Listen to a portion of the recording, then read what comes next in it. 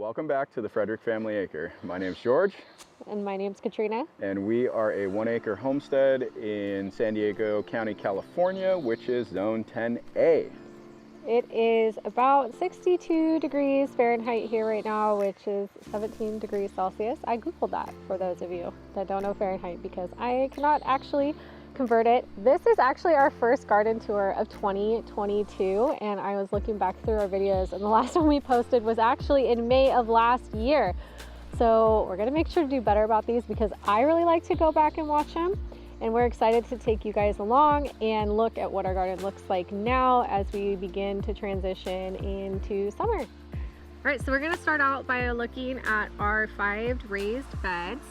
And the first thing I'm going to show you is pretty interesting. So in this bed right now, we have the last of our red acre cabbage, and we've harvested 2 other ones from here, pretty good size. We'll be taking this one out soon. But here is the interesting thing. We've had something coming in and munching on that.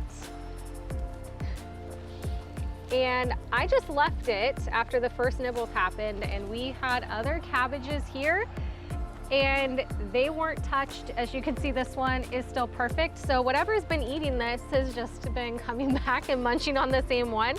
So we're sharing, and I appreciate that whatever has been eating it has not been eating the rest of our food. In this bed, we also have, this is just some sweet alyssum to help with mulching and bring in pollinators. This is some kind of root crop I didn't mark, and I don't remember what it is. On the edge of all of our beds, we have some different varieties of garlic, and they are almost ready to come out. And then right here, we just have some calendula, which is closing up for the night. And we're getting a little powdery mildew there and on these sweet peas. And these are, they smell so good. They're so pretty and delicate. This is our 3rd summer garden, but my first time ever doing the sweet peas, and these are high scent. We got them from San Diego Seed Company. We've really been enjoying them a lot. Well, these arch trellises are one of my favorite things in the garden. George and the boys actually blessed me with them for Mother's Day last year, and I think in our last garden tour we had just built them. So in this bed, it's more of the same. We have sweet peas. And then we also have more garlic. This is a California early, and it's really interesting because I planted this with our youngest 2 boys maybe back in October, and it went in quite a bit earlier than the rest of our garlic that's still a little smaller. So these guys I think will come out sooner. And we have nasturtiums and a few random straggling carrots, and then also these guys, I'll just tell you what these are. These are our oyas. This is like our favorite thing that we've added in terms of water conservation. It's a clay pot, it's underground. You take the lid off and fill it up and then put this on. We love them. People are normally curious about what those green lids are. Okay, so something that we have been working on is making sure we have really good biodiversity. So in most of our beds, I'm trying to get established some kind of herb. I don't remember what kind of time this is, but it smells amazing and is getting huge. It was maybe that big when I stuck it in, and I thought it was gonna die in the heat of summer. And here we have more garlic. So coming up, all these trellises are going to be loaded with tomatoes. That's what we use these for, and you can see we tie these strings and we tie these strings to it and stake it and just keep them going vertical and prune them to one main vine. All right, we're gonna move on to our 4th raised bed, and there's a lot of interesting stuff we have going on here. This eggplant right here is actually entering its 3rd season with us. It is already getting loaded up. This thing is going gangbusters. Look at all those. I've actually been pulling blooms off of here so that they can get bigger. This started out in a grow bag. We accidentally overwintered it. Eggplants, much like peppers, are in the nightshade family, and you can overwinter them similarly to how you overwinter peppers. In our zone, zone 10, it just lived because we don't really get a hard frost. And so we took it out of the container and put it here. And this has been pruned back this year. I've cut it back already, I think at least twice, because I didn't want it going too early. And now it is so happy right here. So we'll probably leave this here as long as it wants to keep doing what it's doing. This is a rainbow chard. This is in its second year. And we're letting this go to seed so we can save seed. And we'll still harvest these greens off of here and saute them in dinners. We've had a lot of dinners with this chard.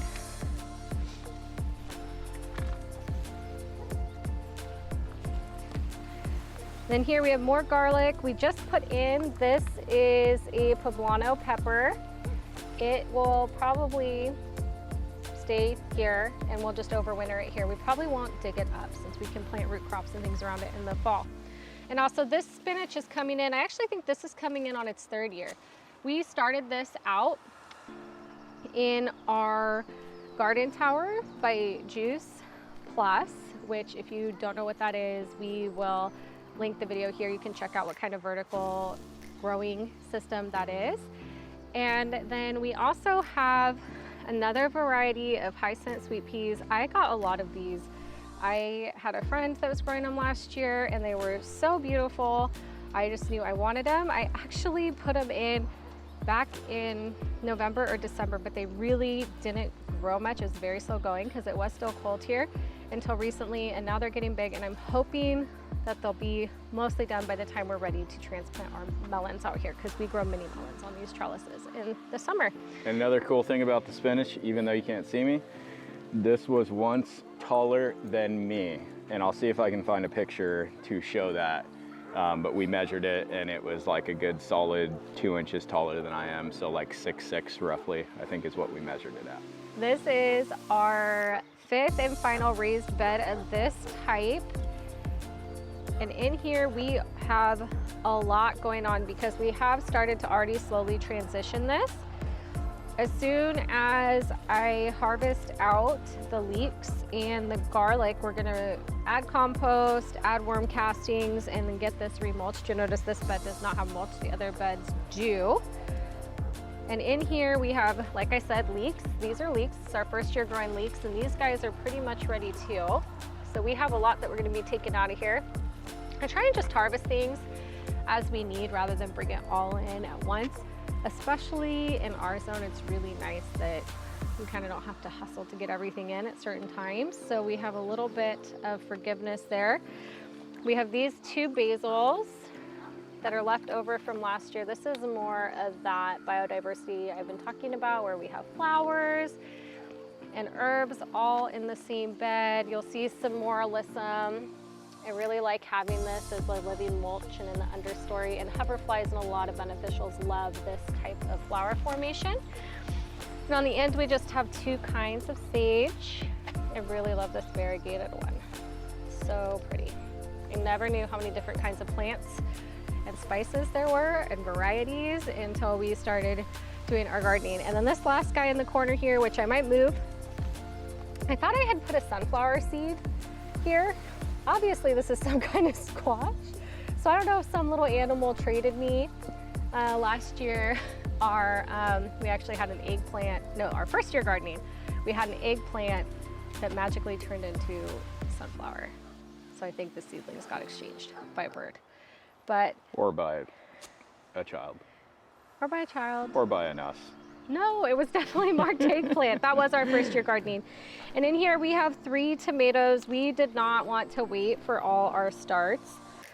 So this one we have is a Kellogg's Breakfast. And in the middle here we have, you can kind of see our trellis in action here.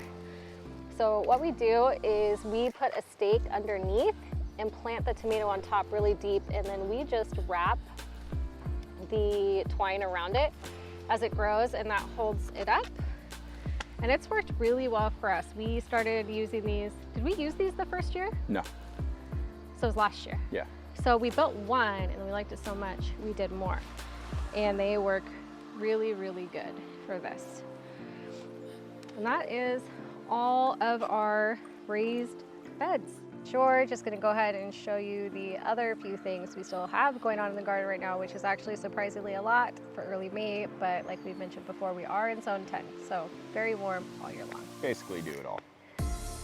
All right, so I'm just gonna quickly kind of show off this little bed that we did yesterday, and you should do a pan of that, actually. I'm just gonna let you do a pan. Go all the way across it. There you go. Am I getting that? Oh, you're getting it. It's beautiful.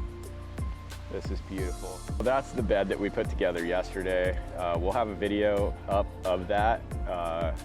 It'll be up here somewhere in one of these places, and you can click on it if you want. This is our onion bed, and when did we plant this? November. December? November. November? Okay. We did November. We did a month earlier this year. So November. Here, give me your hand. I'll help you down. No. It's okay.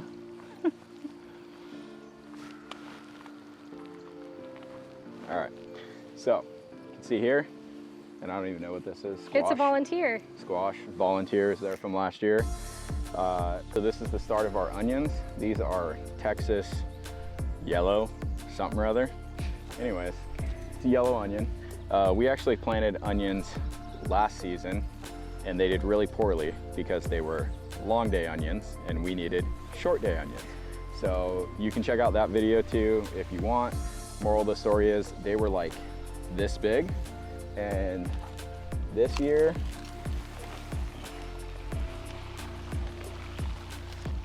we didn't do too bad. So actually went really well. These all are going to be coming out over the next couple days because we have a couple gophers. Yeah, lots of gopher troubles. There's more. And that wouldn't be so bad if the dogs didn't try and come through and eat the gophers as well. So we have the gophers in the beds, we have the dogs trying to get the gophers in the beds, and everything's getting knocked over and pulled underground and eaten and thrashed and destroyed.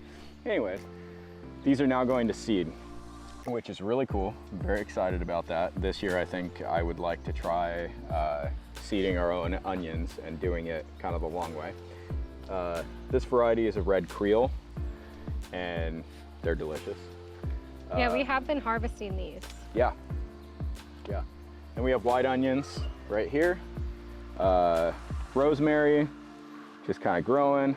More volunteer things right here, squashy thingies. Let's see. Yeah, white onions. So this side of the bed actually gets probably 2/3 of the amount of sun as the other, which is why it is so much smaller. And this is about the size that our onions last year were. So you can actually see. They were a little bigger, I thought. I think they were probably about this size. We'll link the onion video. You we'll guys just post can, a picture of the tiny onions. You can see, and yeah, we'll but do they're, it that way. yeah. All right. We'll post a picture up of our onions. Moving on. So right here we have some of the peppers that we overwintered.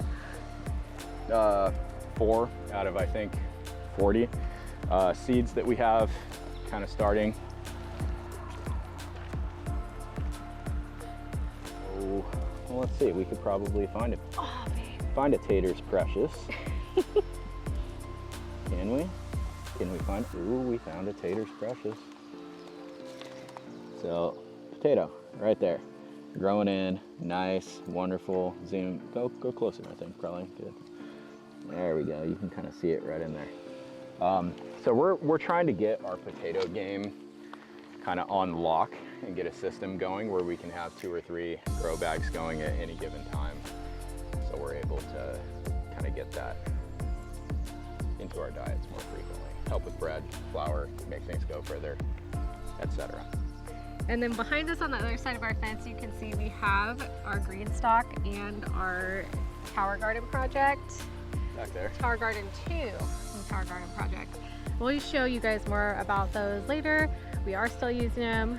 We really love them, and we are going to do a follow-up video on our experiment that we didn't film because we've been getting a lot of questions about that. And then additionally, this big space behind us, actually all the way back to the fence, we are going to be expanding our garden. We were going to do it last year, but then we thought we might be moving. Now we're gonna stay where we are, and we're just gonna go ahead and get to plant where we want to be. a ton of stuff there. Yeah. And do as much as we can here until we figure out where the next phase of our journey will be. We're very excited for that. We're going to be growing a lot of determinate tomatoes, a lot more peppers. We're going to be trying to produce as much as we can for ourselves, and we will definitely be taking you guys along for all of it. Thank you for joining us for our first garden tour of 2022. We love sharing this space with you and everything that we learn here, the good, the bad, and the ugly, and we are stoked that it is coming into the height of summer, and we will see you guys back here soon. Catch you on the next one. Sorry, people outside the US. I don't know why we use the standard system either. I have metric memorized and it's way smarter, but I never did get Celsius down. Metric's amazing. Shh, Googling. SAE is lame. Yeah, you heard me, America. Standard is lame. 16.6 degrees. 16.6 degrees Celsius. All right. All right.